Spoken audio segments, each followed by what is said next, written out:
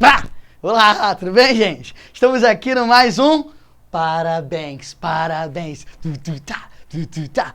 Muito bem, galera, tudo bem? O prazer, Gabriel Mendes, professor de História, naquele que multiplica suas chances de aprovação. Estamos aqui no mais um quadro muito importante dentro do Projeto X, falando sobre mais uma data comemorativa. Hoje nós falaremos apenas sobre um período extremamente nebuloso e obscuro da nossa história, conhecida como ditadura militar. Aí você do outro lado aí está se perguntando, pô, peraí, professor, se você está fazendo datas comemorativas, esse parabéns, é isso, por que você está falando lá de 64?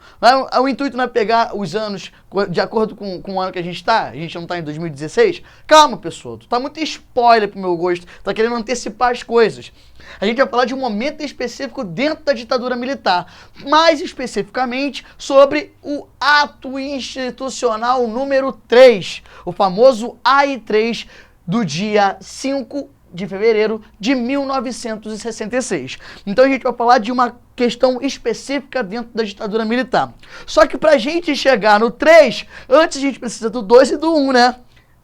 E é isso, a gente está aprendendo a contar.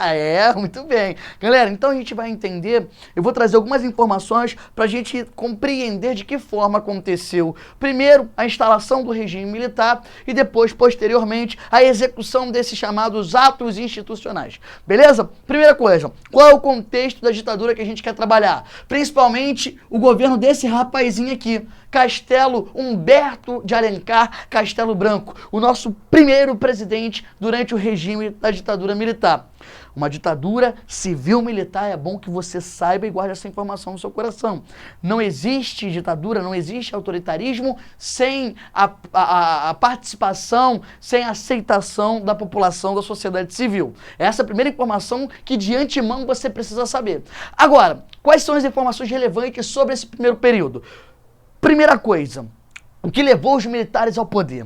Se você tem acompanhado as aulas do extensivo e tem acompanhado a matéria de pertinho, você sabe que o regime militar, a ditadura militar, a ascensão dos militares no Brasil, ela aconteceu de um processo gradual, que começa, a gente pode estabelecer lá com a queda, com a morte de Getúlio Vargas, e que foi sendo, com o decorrer do tempo, Vargas se suicidou em 54, os militares só ascendem em 64, foi sendo ali passado adiante por conta de vicissitudes, de contextos específicos que agora não cabe a gente entender. O que cabe a gente entender é que a partir do dia 31 de março para o dia 1º de abril de 1964, ironicamente o dia da mentira, os nossos amigos militares tomam o poder aqui no Brasil e instituem um regime extremamente o quê?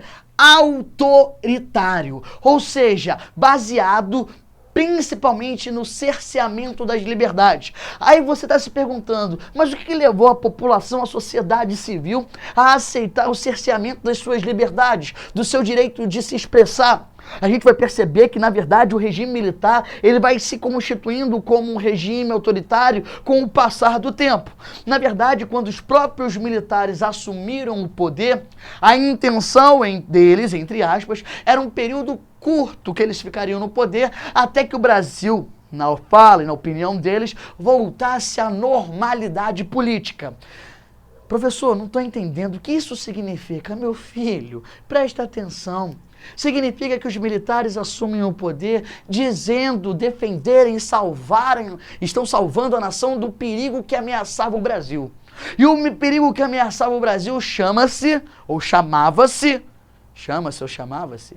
será? De comunismo.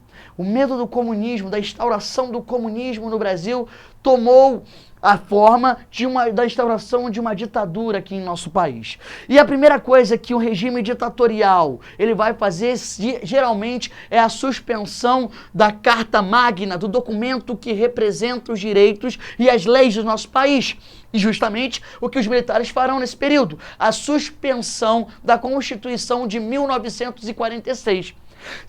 Sendo suspensa a Constituição de 46, que inclusive é uma data comemorativa, e o lindo Zé Bonner já gravou uma maravilhosa aula sobre as constituições do Brasil nesse período, vocês sabem A partir desse momento, são feitas os famosos decretos-leis. E a gente vai perceber que no Brasil, esses decretos-leis também ganham a forma dos famosos atos institucionais. Ou seja, leis que desde o momento que elas são promulgadas, passam a ter um valor de lei. Com certeza. Então a gente começa a perceber que os atos institucionais, eles foram adotados justamente, principalmente, não somente, mas principalmente no período da suspensão da nossa Constituição. Lembrando que os militares vão promulgar uma Constituição a seu bel prazer, que é a Constituição de 1967, que a gente vai perceber que tem características e aspectos bastante subjetivos e bastante autoritários. Beleza? Então, Castelo Branco, que representa inclusive uma ala mais moderada dentro daquele grupo que participou do processo da ditadura no Brasil, ele vai adotar medidas que aos poucos cerceiam a liberdade e ao mesmo tempo diminui a voz, o ímpeto e o impacto de todos aqueles que eram considerados opositores ao regime. Através dos atos institucionais, a gente vai perceber que a ditadura militar vai ganhando a sua característica de extremo centralismo, autoritarismo e tirania. Para a gente entender isso, é bom que a gente entenda os atos institucionais. E a primeira coisa que a gente tem que lembrar dos atos institucionais, obviamente, é do AI-1, promulgado em 1964.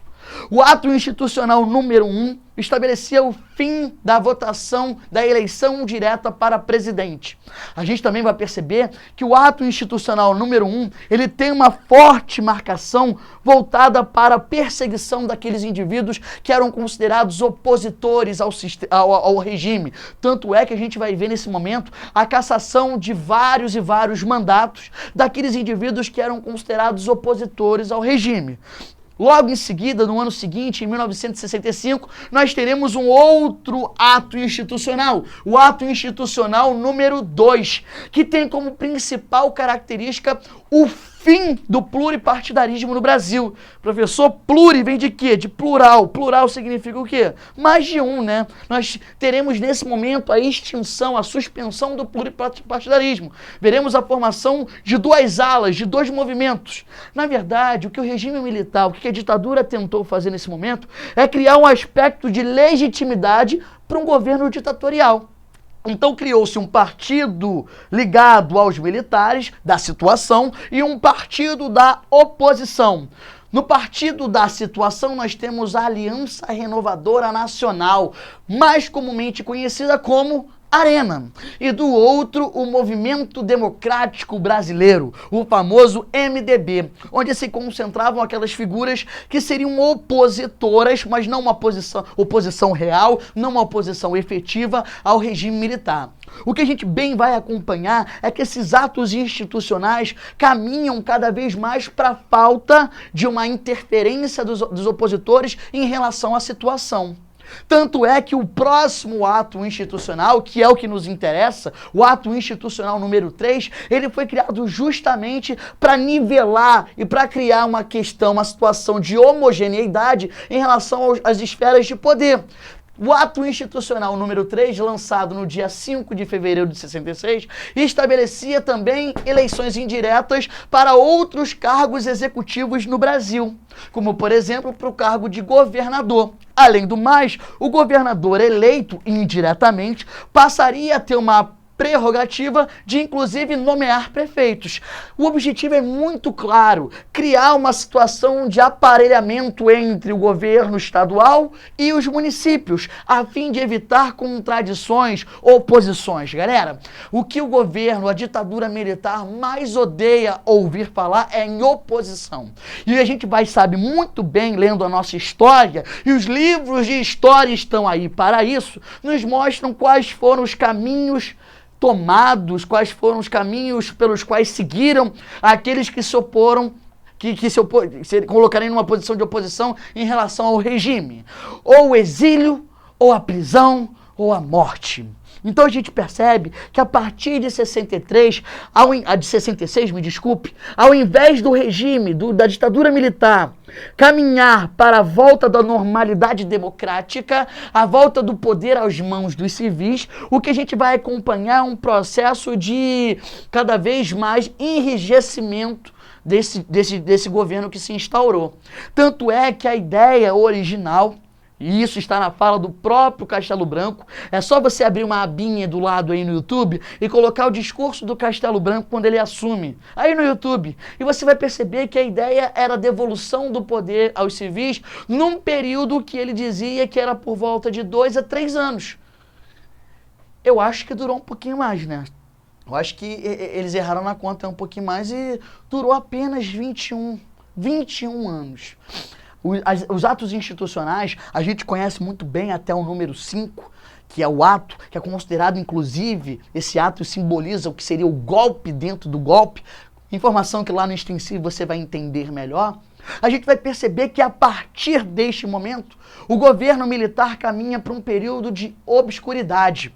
Tanto é que a figura que assumirá depois de Castelo Branco, o nosso amigo Costa e Silva, não representava os interesses dos mais moderados, como Castelo Branco. Inclusive, Castelo Branco era tão moderado que os moderados serão apelidados de castelistas, mas sim seguirão o lado da oposição, o lado mais repressor, que era a chamada linha dura, que inclusive tinha na figura de Costa e Silva o grande símbolo dessa linha dura, que ficará evidente não só com o nosso amigo Costa e Silva, mas principalmente quando vier aquele que é considerado o presidente militar mais opressor desse período, o nosso amigo Emílio Garrastazu Médici. E aí a gente vai entrar num período extremamente dramático da nossa história, conhecido como os Anos de Chumbo, a partir de 1968. Então a gente começa a perceber que o regime, ao invés de caminhar para uma abertura, ele caminha cada vez mais para um fechamento. Só que esse fechamento do regime vai ser ao mesmo tempo acompanhado por um momento de euforia econômica mundial, gerando aqui no Brasil uma coisa que os militares autodenominaram, eu repito, que os militares autodenominaram de milagre econômico. Um crescimento do PIB nacional como os países mais desenvolvidos do mundo. Avanços em áreas estratégicas, principalmente do ponto de vista das áreas voltadas para base, indústrias de base, voltada para grandes investimentos, por exemplo, do Estado, em obras públicas, conhecidas inclusive como as famosas obras faraônicas, só que todo esse crescimento ao preço pago pela população do total cerceamento das suas liberdades. Não confunda, meu amigo, e não seja manipulado. Não acredite que a falta de liberdade significa diretamente o avanço e o aumento de políticas econômicas mais desenvolvidas. E não confunda a falta de liberdade com a falta de corrupção, principalmente. Uma das propostas, uma das falas mais recorrentes durante o regime militar era a ideia de que o regime traria, que os militares trariam uma moralização da política. Inclusive, isso não foi inédito desse momento, não. Lá durante o período da República Velha, os tenentes, no movimento tenentista, já falavam também sobre moralização política e sobre salvação nacional. Então essas duas ideias, um tanto quanto abstratas, permeiam a história daqueles que não têm legitimidade e utilizam do seu discurso para controlar. Fiquem de olhos abertos, meus amigos. Os atos institucionais foram o primeiro passo dados pelos militares para acabar com a nossa liberdade, nos censurar e impedir que pudéssemos livremente expressarmos aquilo que pensamos.